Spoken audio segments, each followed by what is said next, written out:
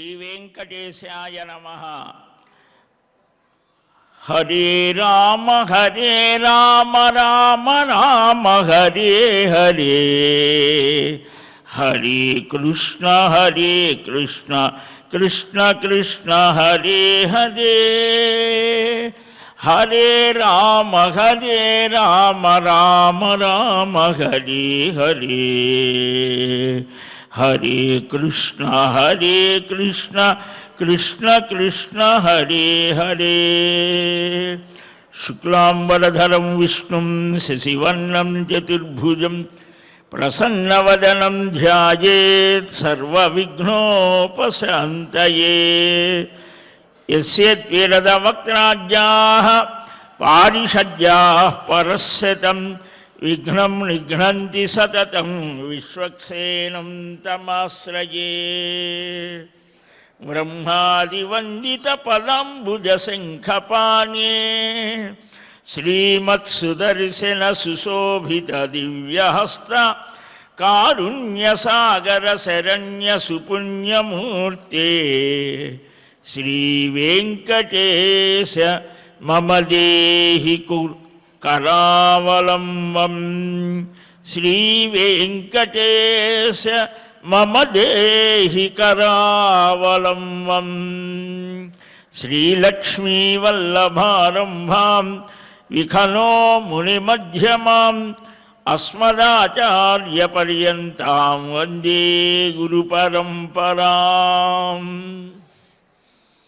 జ్ఞానానందమయం దేవం నిర్మలస్ఫటికాకృతిం ఆధారం సర్వవిద్యానాం హయగ్రీవముపాస్మహే. అస్మత్శ్రీ గురుచరణారవిందాభ్యాం నమః. పరమగురుభ్యో నమః. సర్వగురుభ్యో నమః. ఉత్తరే హిమవత్పార్శ్వే పుణ్యే సర్వగుణాన్వితే పుణ్యః క్షేమ్యస్య కామస్య కామ్యస్య సపరో లోక ఉచ్యతే. కృష్ణ వాసుదేవ నారాయణ ముకుంద మాధవ శ్రీహరి పద్మనాభ దామోదర, ఇలాగా ప్రతి పదం ప్రతి అడుగు, పదం అంటే అడుగు అని కూడా, ప్రతి అడుగులో కూడా భగవత్ స్మరణ చేస్తూ అడుగడుగునకు మాధవాను చింతనమున మేను మరచువాని ప్రహ్లాదుని పరిచయం చేస్తూ భాగవతంలో అంటారు, కన్నుదోయికి అన్యకంటలడ్డం అయిన మాతృభావన చేసి మరలువాడు. ఒక విద్యార్థి ఎలాగ ఉండాలి మనకు భాగవతంలో ప్రహ్లాదుడి ద్వారా తెలుస్తారు. కౌమారే ఆచరేత్ ప్రాజ్ఞ, చిన్న వయస్సులోనే ఉత్తమమైన సంస్కారాలు ఉండాలి అని మనకు ప్రహ్లాదుడు బోధిస్తాడు భాగవతంలో 7వ స్కంధంలో. ఒక వ్యక్తి యొక్క వ్యక్తిత్వం చిన్న వయస్సులోనే రూపుదిద్దుకుంటాడు. అందుకని మనకు ఉపమన్యువు, ఉత్తంకుడు, ఇలాగ ధౌమ్య శిష్యులు, శ్రీకృష్ణస్వామి, వీరంతా ఆదర్శమైనటువంటి గురుకుల విద్యార్థులు. ఎందుకని అనంటే మనం నారద మహాపురాణం, బృహన్నారదీయ మహాపురాణాన్ని అవగాహన చేసుకుంటున్నాం. స్వామివారి దివ్య సన్నిధానంలో ఈ ఫాల్గుణ మాసంలో మహావిష్ణువుని ఆరాధించడానికి యోగ్యమైనటువంటి కాలం. ఇటు చలిపోతుంది, ఎండ వస్తూ ఉంటుంది, ఇలాగా ఒక చక్కని సమయం ఇది. శిశిర ఋతువు, ఆకులు రాలిపోయి మరలా క్రొత్తమైనటువంటి చిగురులు వస్తాయి. అలాగనే ఈ సృష్టి స్థితి లయాలకు కూడా అదే స్థితిని చెప్తారు తత్వవేత్తలు. అంటే ఒకటి పోతోంది మరలా వస్తోంది, ఎప్పుడు కూడా పదార్థం ఎప్పుడు నశించదు అనేటాడు. నిన్న మనకు చెప్పాడు ధర్మరక్షణ కోసం 4 ఆశ్రమముల వ్యవస్థని ఏర్పాటు చేశాడు. బ్రహ్మచర్యం, ఇలాగా నిన్న మనం కొన్ని చెప్పుకున్నాం. ఈ చతురాశ్రమ వ్యవస్థ మానవుడు పరిపూర్ణమైన స్థితిని పొందటానికి ఒక చక్కని అవకాశాన్ని కల్పించారు. ఈ గురుకులములు, ఈ విద్యా వ్యవస్థ భారతదేశంలో వికసించినంతగా మనకు ఎక్కడా కూడా కనిపించదు. ఎందుకని అనంటే ప్రపంచంలోనే మొట్టమొదటిగా మనకు విశ్వవిద్యాలయం అనే భావన ఇక్కడనే వచ్చింది. నలంద విశ్వవిద్యాలయం దాదాపు 1500-1600 సంవత్సరాలకు పూర్వం 5వ శతాబ్దిలో కుమారగుప్తుడు, హర్షవర్ధనుడు వాళ్ళు ఏర్పాటు చేశారు. అప్పుడు ఎంతమందో తెలుసా? దాదాపు 10,000 మంది విద్యార్థులు 15 దేశాల నుంచి కూడా వచ్చి ఇక్కడ అధ్యయనం చేసేవారు. 2,000 మంది ప్రొఫెసర్స్ ఉండేవాళ్ళు. చరిత్ర చెప్తారు. హ్యూయాన్సాంగ్ వాడు కూడా వచ్చి ఒక ఘోరమైన బుద్ధి కలిగిన వాడు భక్తియార్ ఖిల్జీ 6 మాసాలు 90 లక్షల గ్రంథాలు, వేదాలు, వేదాంగములు, ఇంకా బౌద్ధ సంబంధమైనటువంటి దాంతోనే వచ్చింది. ఆనాడు బౌద్ధం అని ఈ ప్రత్యేకంగా హిందూ ఇవన్నీ లేదు, అన్నీ కలిపి ఒక వ్యవస్థగా ఉండేది. 90 లక్షల గ్రంథాలు తగలబెట్టాయి 6 మాసాలు. ఎంత చాలా చిత్రమైనటువంటి దానికి అసూయ, ద్వేషం. అందుకని బాల్యావస్థలో ఈ అసూయ, ద్వేషం, మాత్సర్యం ఇవి పోగొట్టేట్టుగా వ్యక్తిత్వం కలగాలి అనే మనకు అనేక వ్యవస్థలు చూపించారు. బ్రహ్మచర్య దీక్షలో ఉన్నప్పుడు, అంటే చదువుకునేటప్పుడే వాడికి మంచి యోగ్యమైన సంస్కారాలు ఉండాలి. లేకపోతే ఏమవుతుంది? భక్తియార్ ఖిల్జీలాగా అవుతుంది. వాడు గొప్ప పరిపాలకుడయ్యాడు. గొప్ప పరిపాలనే కాదు, కానీ వాడు ఒక రోగం వస్తే తన ఆస్థానంలో వాళ్ళు తగ్గించకపోతే అక్కడ ఉన్నటువంటి నలంద విహార్ అంటారు. అక్కడ ఉన్నటువంటి బిహార్లో ఉన్నది. విహార్ అనేది కూడా విహార్ అనే దాని నుంచే వచ్చి అక్కడ బౌద్ధం చక్కగా వికసిస్తుంది. అక్కడ ఆయన అక్కడ ఉన్నటువంటి ఒక హెడ్ ఆఫ్ ది డిపార్ట్మెంట్ అన్నమాట ఈ వైద్యానికి. సుశ్రుతులు, అప్పుడే బ్రహ్మగుప్తులు, ఇవన్నీ ఎంతోమంది మహానుభావులు ప్రయోగాలు చేసి ఖగోళపరంగా, వైద్యపరంగా గొప్ప స్థితిని పొందారు. 1600 సంవత్సరాల క్రితమే అంతరిక్షాన్ని గురించి కూడా పరిశోధనలు చేశారు. ఆయన ఆ రోగం ఫలాని వాడు తగ్గిస్తానంటే పిలిపించాడు. నువ్వు ట్రీట్మెంట్ చేయకుండా తగ్గించాలి. ఎలాగా? అయితే అది వాళ్ళు గొప్ప మేధావులు. వారి మత గ్రంథమే ఇచ్చి ఇది రోజు చదవమన్నారు. పుస్తకాలు తిరగేస్తారు కదా, కాగితాలు తిరగవేసేటప్పుడే ఆ కాగితాలకు ఏదో పసలో ఏదోటి రాసి అది ఆ స్పర్శ వల్లనే రోగం తగ్గి. సహజంగా ఒక రోగాన్ని తగ్గిస్తే, ఒక మంచి చేస్తే ఎవడైనా ఏం చేస్తాడు? గౌరవిస్తాడు కదా, అప్రిషియేట్ చేస్తాడు కదా, చాలా గొప్ప ఇది అని. కాని వాడికి ఆ బుద్ధి లేదు. ఇలాంటి వాడికి ఉండకూడదు అని ఆ విహారమే, దాన్నే యూనివర్సిటీనే అక్కడ ఉన్నటువంటి వాళ్ళందరినీ చంపేసి. చరిత్రలో మనకు ఎన్నెన్ని ఘోరాలు జరిగాయో లేకపోతే ఇవాళ భారతదేశం చాలా గొప్ప స్థితిలో ఉండేది. ఇవాళ చెప్పుకునే మన దేశం నుంచి బయటకు వెళ్తున్నారు విద్యార్థులు, కానీ ఇతర దేశాల నుంచి వచ్చారు 1600 సంవత్సరాల క్రితం. విద్యా వ్యవస్థ కొన్ని వేల గురుకులాలు ఉండేవి, అవన్నీ కూడా పోయినాయి. బ్రిటిష్ ఇంకా ఇతర దానికి ముందు పరిపాలన చేసినటువంటి వారు ఆ వ్యవస్థలో అనేకం ఇవాళ మనం చెప్పుకునే విజ్ఞాన శాస్త్ర విషయాలు కూడా తత్వ విషయాలు 16 దాదాపు 7-8 విభాగాలు ఉండేవి. అక్కడ వాడే ఆచార్య నాగార్జునుడు అనేక సిద్ధాంతాలు. ఇవాళ నాగార్జున విశ్వవిద్యాలయం, అక్కడ ఆ నాగార్జునుడు అక్కడ వైస్ ఛాన్సలర్గా చేసినవాడు. ఆయన గురించి మనకేం తెలియదు, ఏదో ఒకటి పెట్టుకున్నాను. ఎవరు ఏం చేశాడు?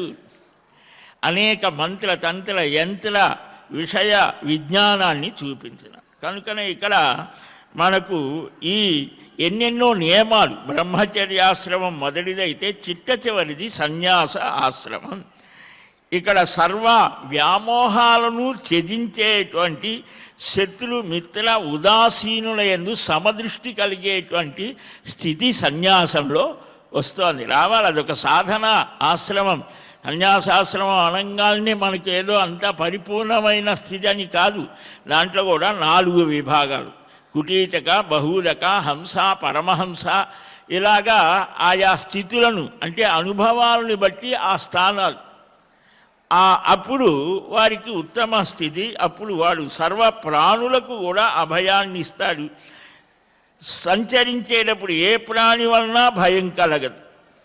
అగ్నిని శరీరంలో నిలిపి శరీరంలో కలిగిన అగ్నిని ముఖంలో హోమం చేసి భిక్షాటన వల్ల లభించిన దాన్ని భుజిస్తూ అంటే ముఖ రూపంలో అగ్నికి అర్పిస్తూ ఇలాగా ఇవి చేసినటువంటి వాడు ప్రశాంత చిత్తుడై బ్రహ్మలోకాన్ని పొందుతాడు అని చెప్పాడు. అప్పుడు భృగు మహర్షి అంటాడు, భరద్వాజుడు అంటాడు, ఈ లోకం కాకుండా అంటే ప్రశ్నలు మీద ప్రశ్నలు వేస్తున్నాడు. అంటే అంతటి పరిపక్వ స్థితిని మనుష్యులు పొందాలి. ఆ పరిపూర్ణత్వం భౌతికంగా ధర్మ అర్థ కామ్యాలను సంపాదిస్తే ధర్మబద్ధంగా అర్థము కామం, ఆ చివరిది మోక్షానికి అది దారి ఏర్పడుతోంది. ఒకేసారి ఏది రాదు కదా.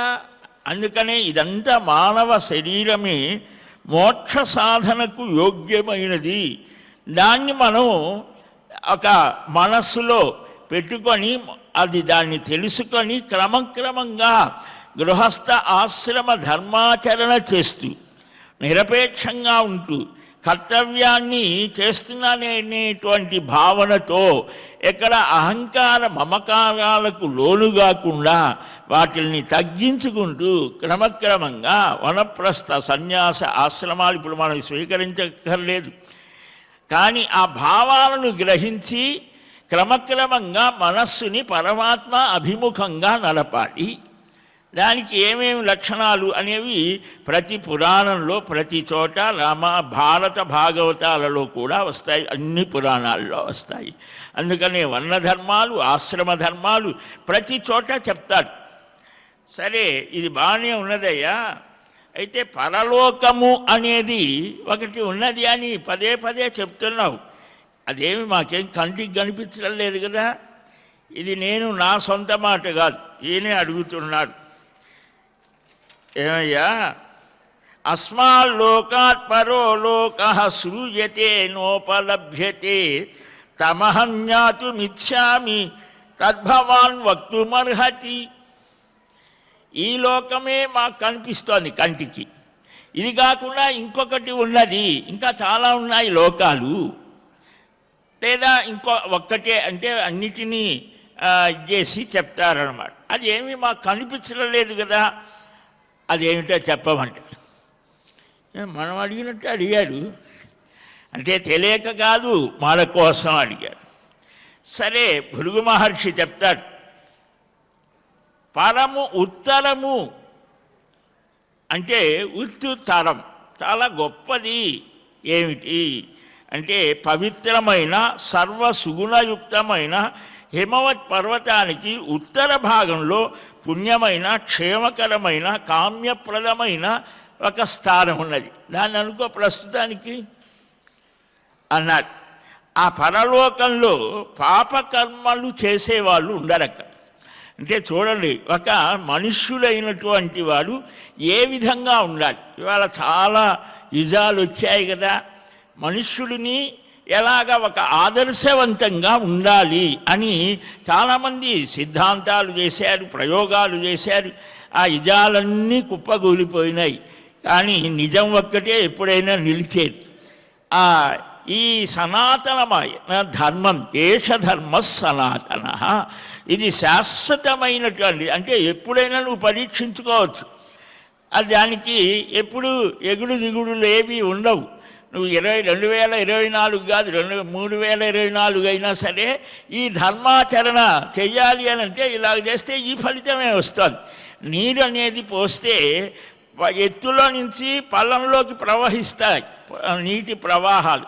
అది ఎప్పుడైనా జరిగేదే కదా. ఇది కూడా అంతే. మనుష్యుడైనటువంటి వాడు సత్యాన్ని పలకాలి, ధర్మాన్ని ఆచరించాలి, తినకూడనివి తినకూడదు, లేకపోతే ఇంకా ఎవరికి కూడా అపకారం చేయకూడదు. ఇలాగా ఈ ధర్మాలు ఇవే సనాతన ధర్మం అంటే. ఇలాంటివి ఎప్పుడైనా అవసరమే మనుష్యుడికి. కనుక అక్కడ ఎలాంటి వారు ఉంటారు, అది స్వర్గ సదృశము. ఏ ఉపద్రవాలు ఉండవు, లోభ మోహాల్ని ఛేదించిన వారు, పవిత్రులైనటువంటి వారు, శుద్ధమైనటువంటి వారు, శుభగుణాలతో ఉన్నవారు ఉంటారు. ఇది ఒక ఆదర్శం. ఆదర్శమేనా? కాదు కాదు, ఉన్నదే. ఇక్కడ గ్రేడ్ అయితే అక్కడ అలాంటి స్థితి వస్తుంది. అక్కడ సకాలంలోనే మృత్యు వస్తుంది, అకాలంలో రాదు. ఇప్పుడు చిన్న వయస్సులోనే పోవటం అనేటువంటిది కూడా ఎందుకని అంటే అధర్మ ప్రవృత్తి వల్లనే, అధర్మ స్థితి వల్లనే అకాల మరణాలు. మనకి 50-60 దాటటం లేదు ఎవరికి. 30లో పుట్టిన వాళ్ళు కూడా ఉన్నారు, కానీ 60లో పుట్టిన వాళ్ళు 50లో పుట్టిన వాళ్ళు సర్దుకుంటున్నారు. అంటే వాళ్ళంతా పాపాత్ములని కాదు, అంటే దానికి అనేక కారణాలు. ఈ జీవన శైలి, ఆహార విహారాలు ఇవన్నీ కూడా. ప్రధానమైనది ఏమిటి వీటిల్లో కూడా అంటే ధర్మాన్ని మనం పాటించకపోవడమే.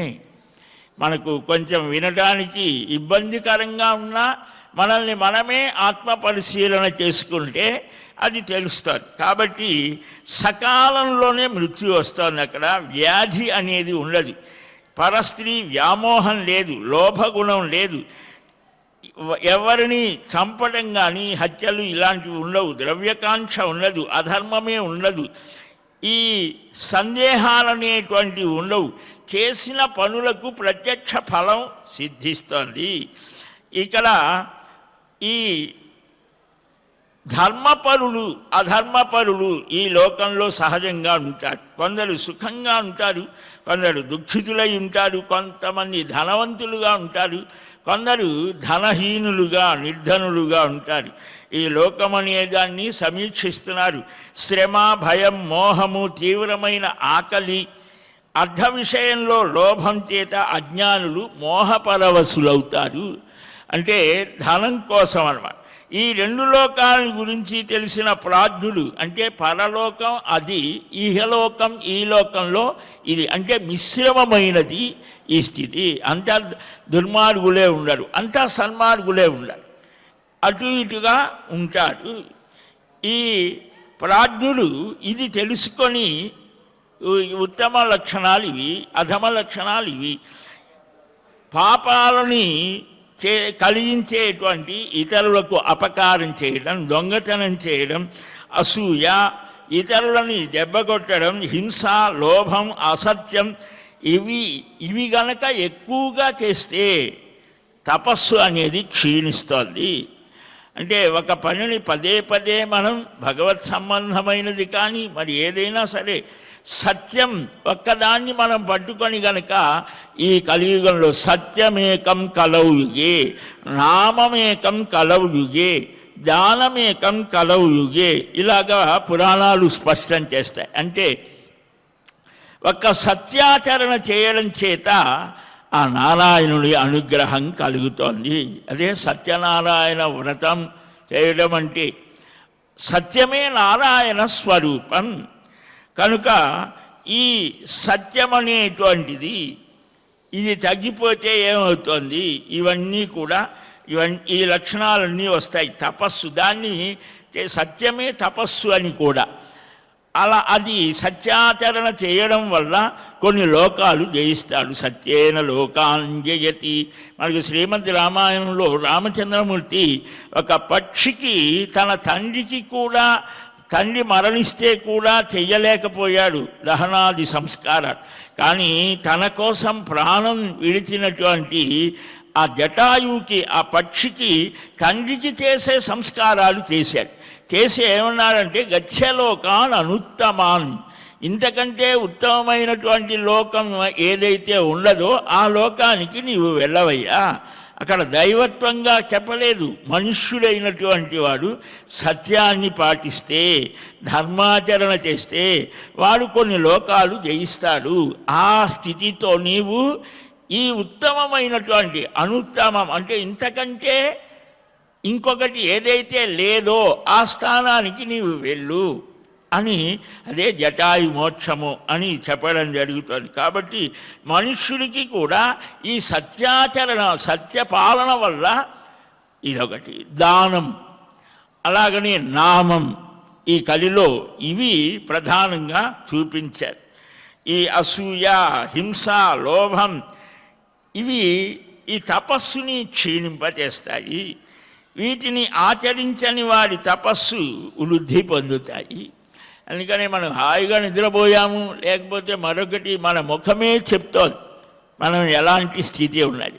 అంటే మనలో ఏ పాడు ఆలోచనలు లేకుండా చక్కగా మంచి సద్భావనతో ఉంటే ముఖం చక్కగా తేజస్సుగా ఉంటుంది. మహానుభావుల యొక్క ఆ చిత్రపటాలు చూసినా కూడా, ప్రత్యక్షంగా వారిని చూడకపోయినా వారి చిత్రపటాన్ని చూసినా వారి ముఖంలో ఆనందము, తేజస్సు, ఆ బ్రహ్మవర్చస్సు, ఓజస్సు అన్నీ కూడా ఆ మహత్తరమైనటువంటి ఆ మహర్షాదుల యొక్క దివ్య ప్రభావం మన మీద పడుతోంది.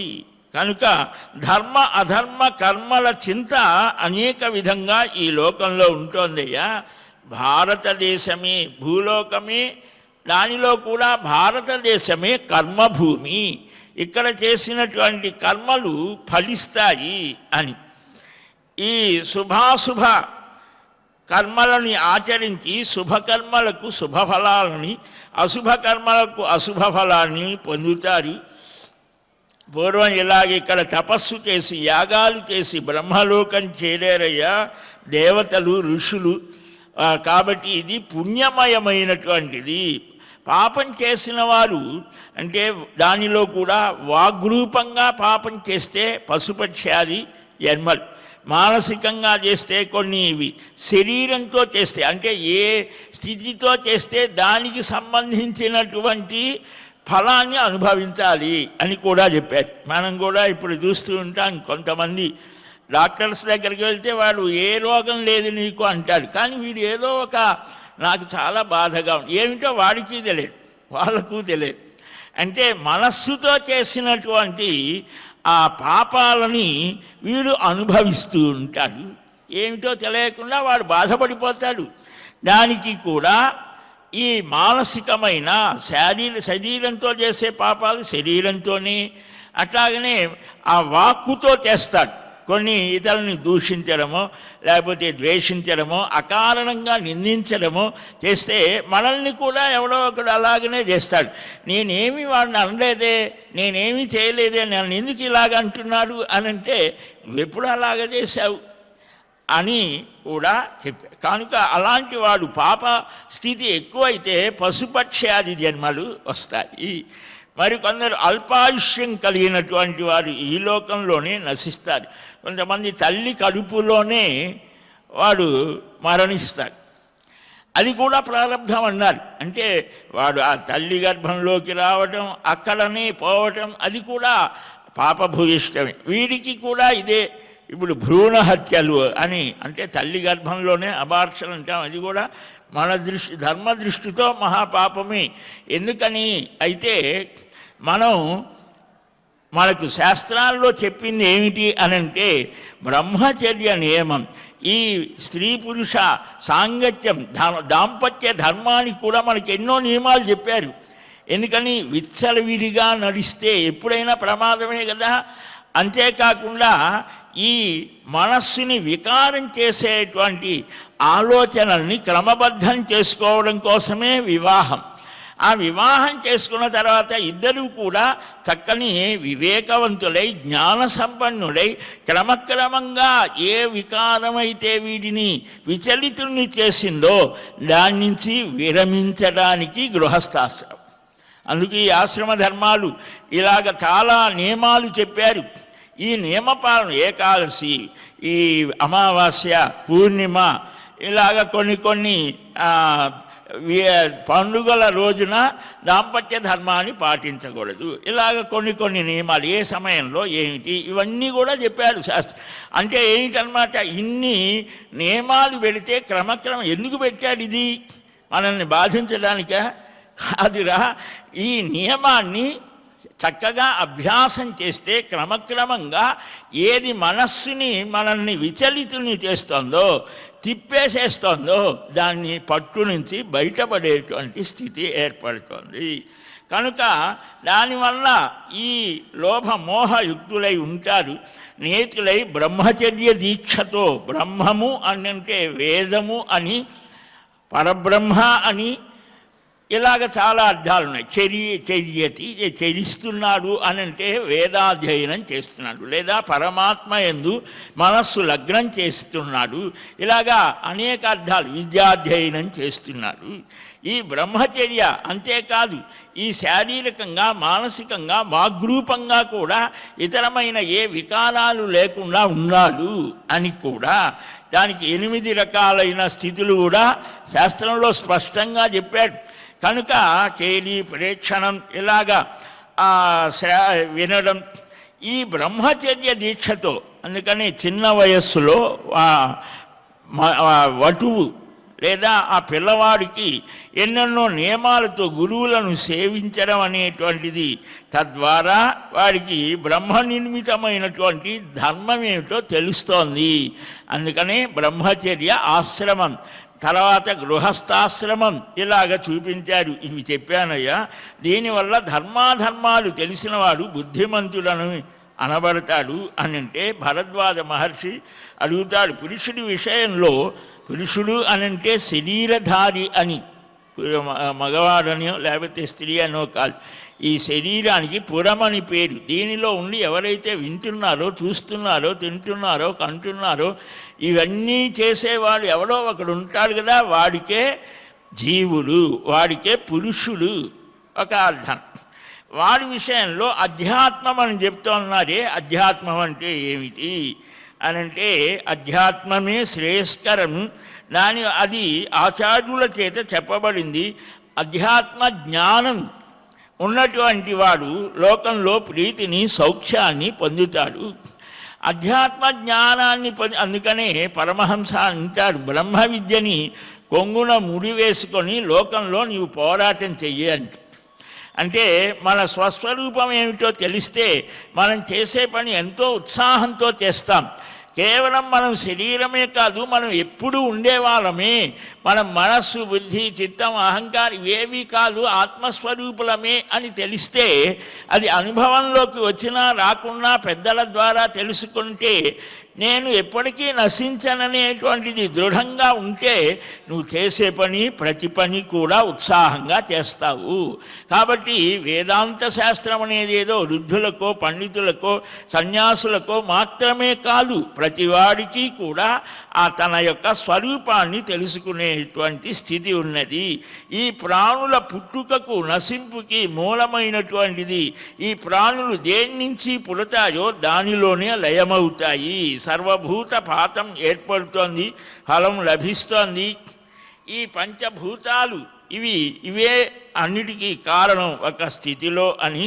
తాబేలు ఏ విధంగా అవయవాలను బయటకు సారించి మరలా తనలో ఉపసంహరించుకుంటోందో, అలాగనే సర్వభూతాత్మకుడు తన నుండి ఈ ప్రాణులను సృష్టి చేసి మరలా తనలోనే లీనం చేసుకుంటాడు. పంచమహాభూతాలే ప్రాణులలో ప్రాణిత్వాన్ని ఏర్పరుస్తాయి.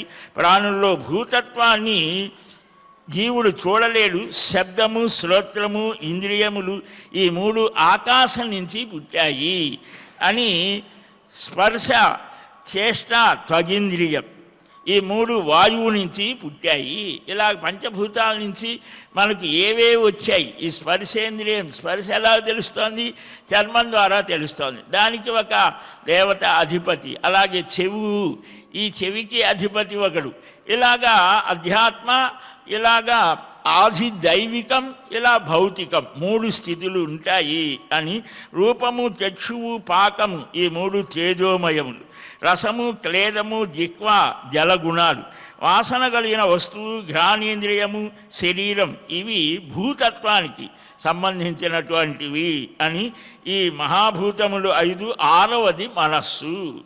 ఈ సముదాయానికి ఇంద్రియములు, మనస్సు అని పేరు. అంటే మనం రోజు చెప్పుకుంటున్నాం కదా, కర్మేంద్రియములు, జ్ఞానేంద్రియములని వ్యవహారం. ఈ 7వది బుద్ధి. క్షేత్రజ్ఞుడు అనేటువంటి వాడు 8వ వాడు. ఈ శ్రోత్రేంద్రియం వినటానికి, ఈ త్వగింద్రియం అంటే చర్మం స్పృశించడానికి, రసాన్ని గ్రహించడానికి రసనేంద్రియం, ఇలాగ గంధాన్ని నశించడానికి నాసిక అంటే ముక్కు, చూడటానికి కన్ను, మనస్సు సంశయానికి, బుద్ధి నిశ్చయానికి ఏర్పడ్డాయి అని. మన శరీరంలో ఇన్ని వ్యవస్థలు ఉన్నాయి. క్షేత్రజ్ఞుడు సాక్షిలాగా చూస్తూ ఉంటాడు. ఊర్ధ్వభాగం, అధోభాగం కూడా చూస్తాడు. ఈ విభువు చేతనే సమస్తము వ్యాప్తమైనది. కనుక ఇంద్రియాలు ఎలాగ తెలియబడతాయి అనేటువంటి ఆ విషయాన్ని, సత్వరజస్తమో భావాలు కూడా ఇంద్రియముల యొక్క ఆశ్రయంలోనే ఉంటాయి అని, ఈ విధమైనటువంటి సృష్టికి మూలమైనటువంటి దాన్ని తెలుసుకొని మనుష్యుడైనటువంటి వాడు నడవాలి అని. ఇలా అధ్యాత్మ విషయం అంటే మన యొక్క అసలైన నిజమైన స్వరూపాన్ని తెలుసుకోవటమే అధ్యాత్మం అంటే.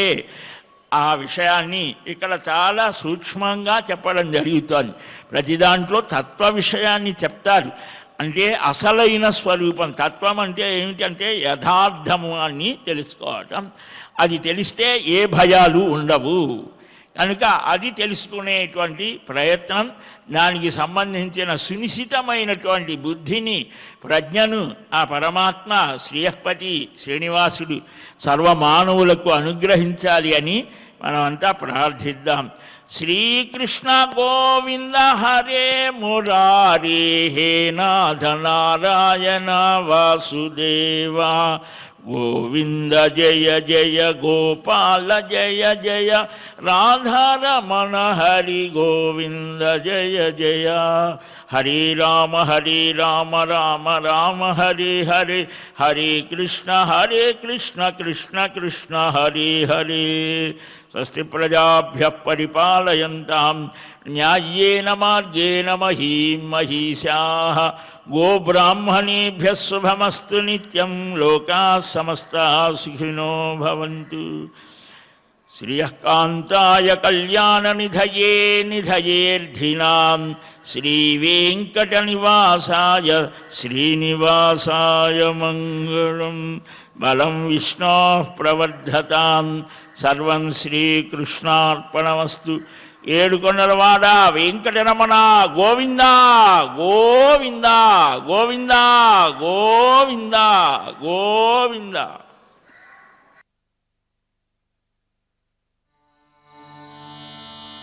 ఓ